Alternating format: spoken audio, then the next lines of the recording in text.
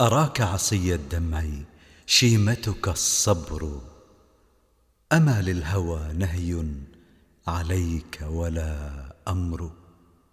بلى بلى أنا مشتاق وعندي لوعة، ولكن مثلي لا يذاع له سر. إذا الليل أضواني بسطت يد الهوى، وأذللت دمعا من خلائقه الكبر.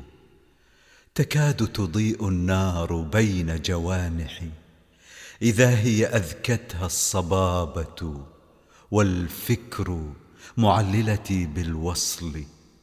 والموت دونه إذا مت ظمآنا فلا نزل القطر. حفظت وضيعت المودة بيننا، وأحسن من بعض الوفاء لك الغدر. وما هذه الأيام إلا صحائف لأحرفها من كف كاتبها بشر.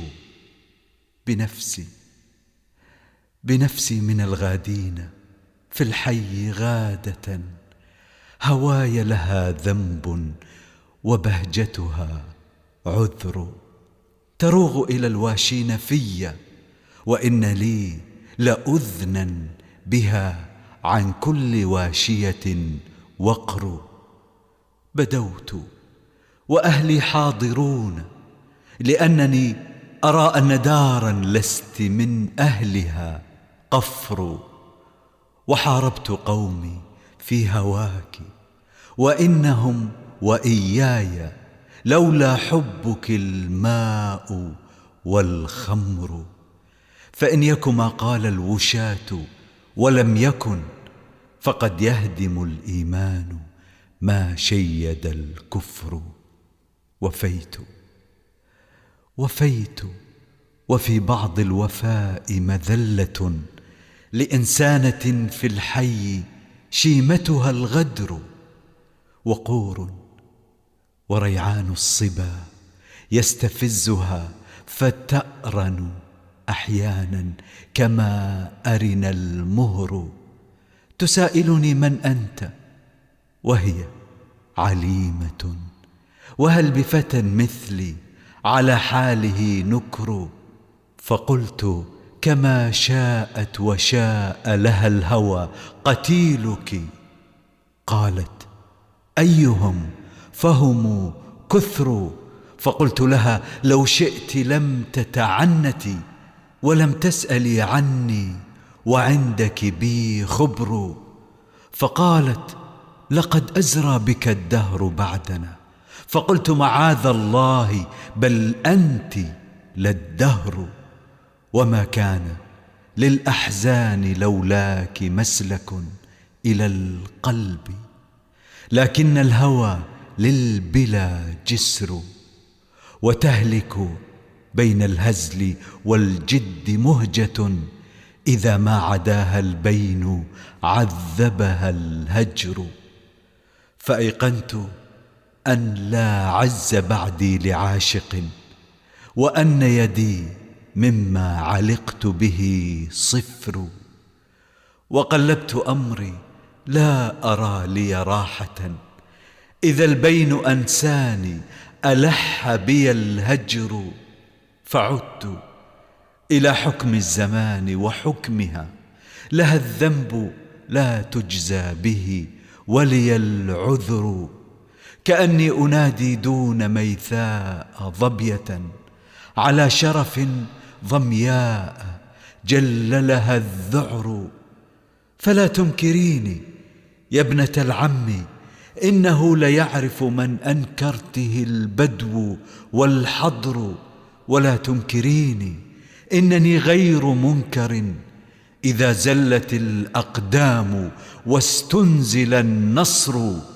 وإني لجرار لكل كتيبة معودة ألا يخل بها النصر. وإني لنزال بكل مخوفة، كثير إلى نزالها النظر الشزر. فأظمأ حتى ترتوي البيض والقنا، وأسغب حتى يشبع الذئب والنسر. ويا رب دار لم تخفني منيعة طلعت عليها بالردى أنا والفجر.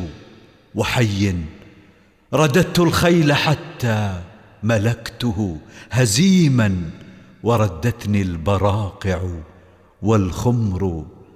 وساحبة الأذيال نحوي لقيتها فلم يلقها جاف اللقاء ولا وعر.